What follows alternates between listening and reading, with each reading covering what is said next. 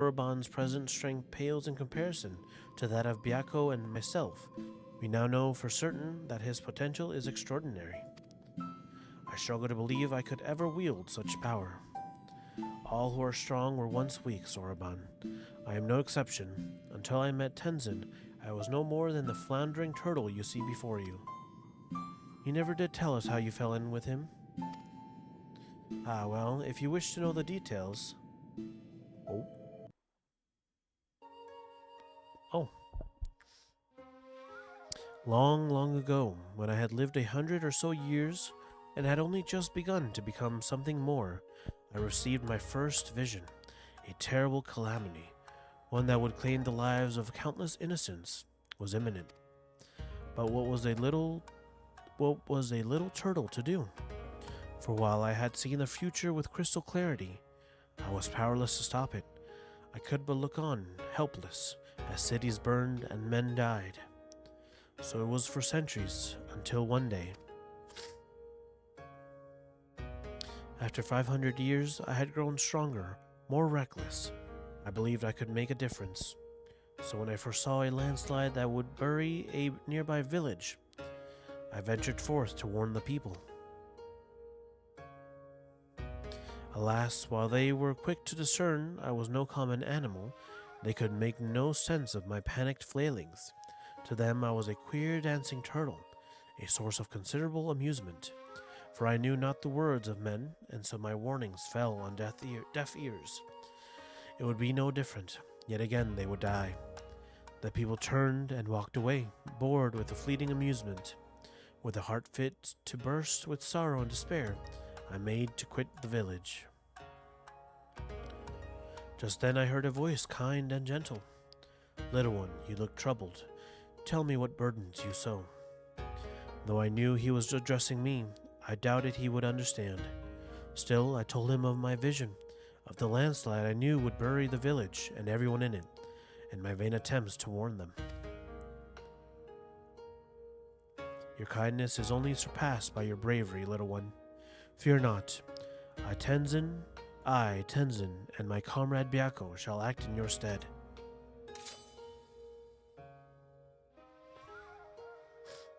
As Tenzin drew his sword, a great white tiger emerged from the wilds. "Shall we give them a show?" he whispered to the beast, which inclined its massive head ever so slightly in response.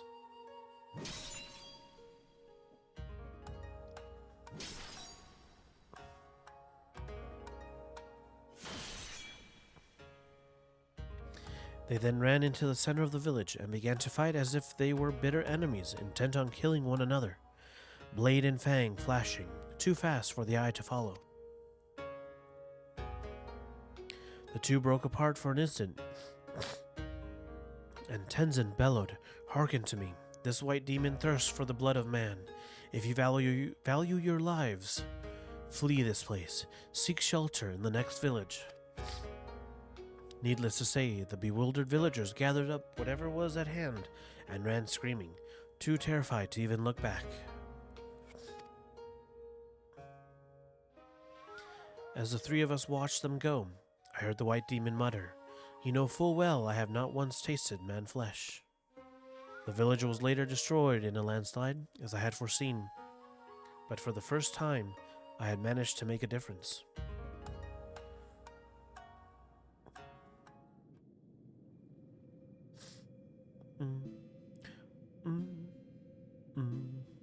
Thereafter, we became traveling companions and close friends. I shared with them my visions, and together we labored to save those that we could. On the eve of what may perhaps be the greatest calamity I have ever foreseen, I feel Tenzin's absence keenly. Nevertheless, we must carry on. You may not have him, but you've got Plum, and you know he's no slouch.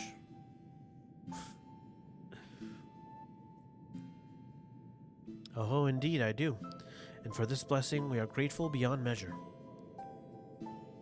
Right then, Soroban, we must resume your training at once, ere we forget the lessons of your time as an auspice. Yes, of course.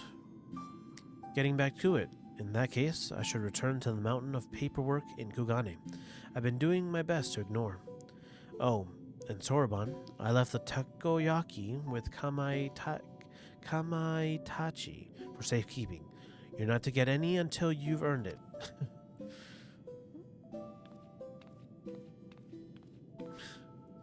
When next we call upon you, Plum, I expect it will be to deal with one of my comrades. Shirk not your own training, for it will not be easy. Roger, roger. Under these circumstances, I do not think I will have time to return to Tamamizu for even a short spell. If you would be so kind as to inform the elder. Yeah, no problem.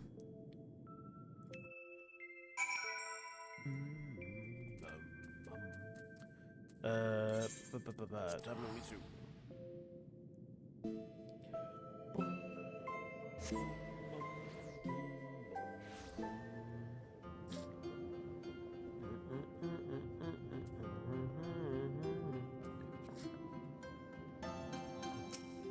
A pleasure, Plum. Did you have the chance to visit with Soroban?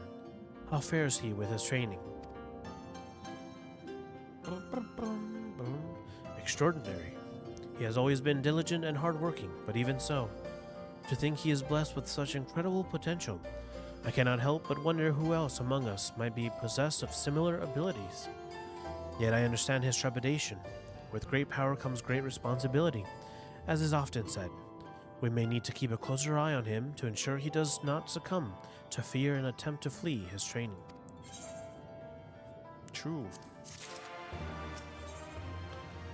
Ooh, the Firebird. Okay, we'll save that. Okay.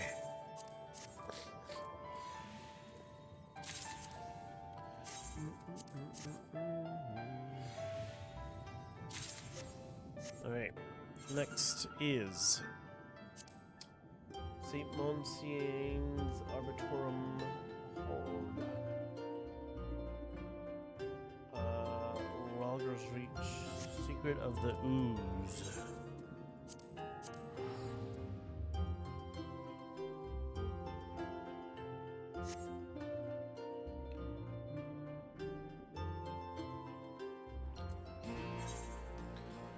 The Hunt for Omega, The Secret of the Ooze. There it is. Sweet.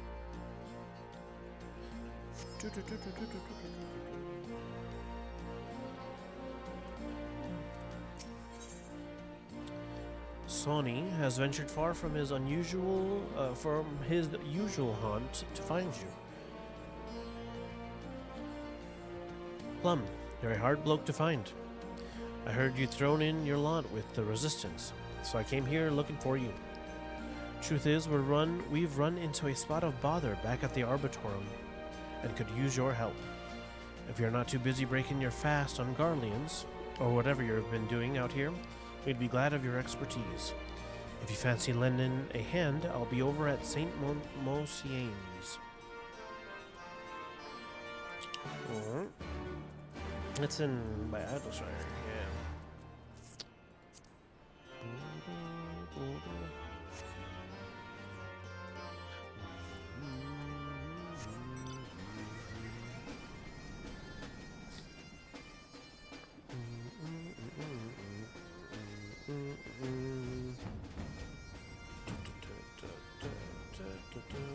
This side, I think.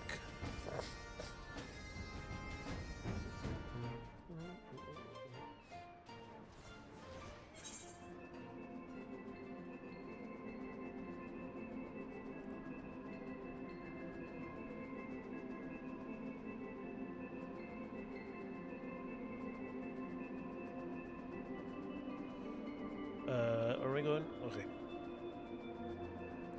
I believe I've unlocked this one before. I'm fairly certain.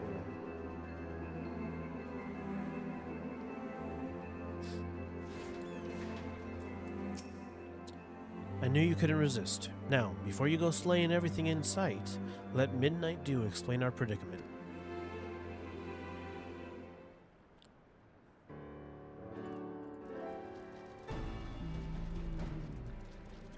Oh.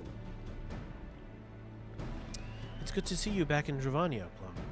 The place hasn't been the same without you. Your probably wondering why I sent Sonny to fetch you. It's all down to this mucky little corpocure.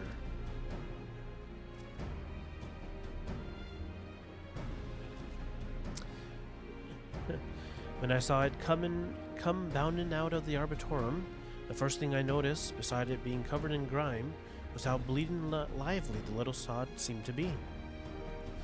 We had our old friend Edgith take a look at it, and she reckons that layer of mud is what's making it so excitable.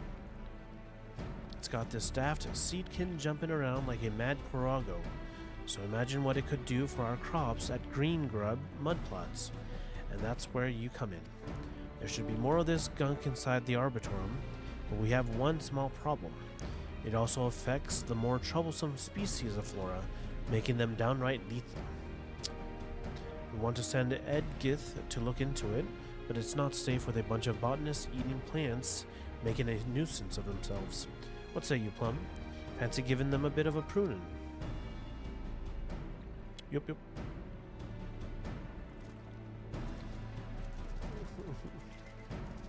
Leave it to me.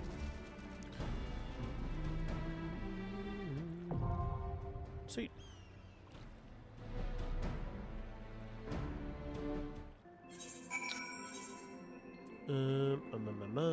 St. Monsign's Arbitorum.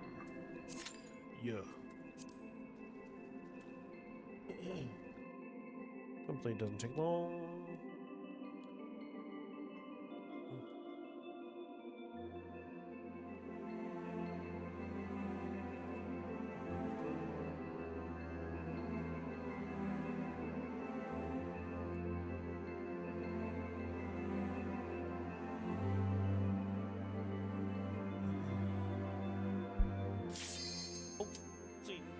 Getting comfortable too.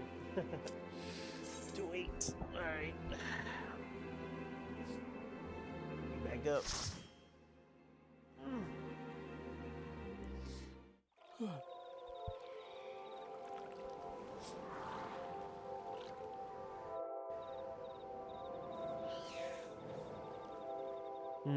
Yeah. If I recall, everything was lush and green.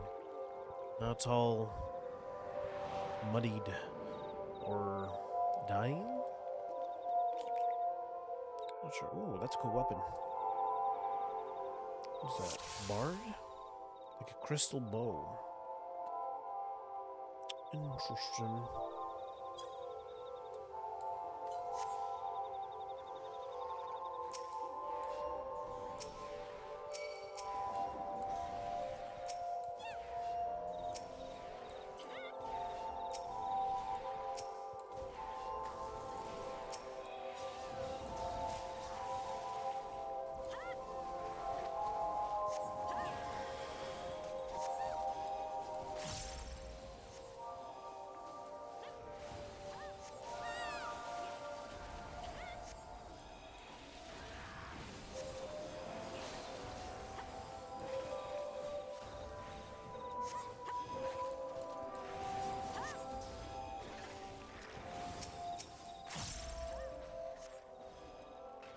Muddy. In need of good rinsing, damage taken is reduced. Oh, I see. Is everyone muddied? Just this one. I see.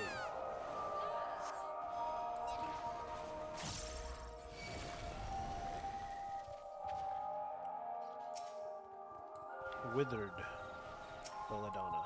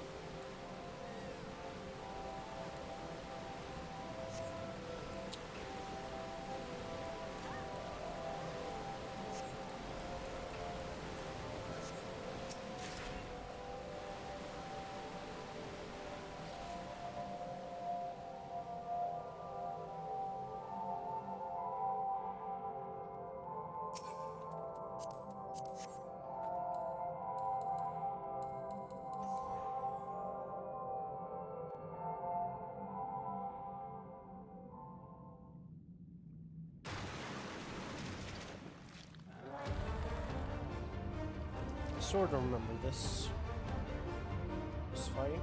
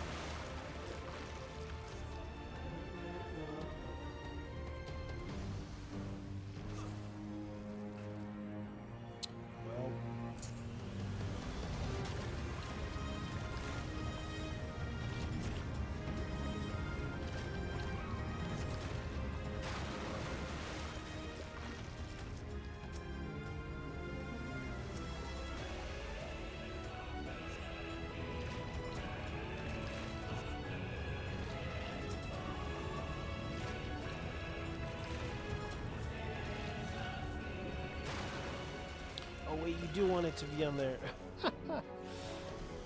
Oops. I thought you needed to push it off or something.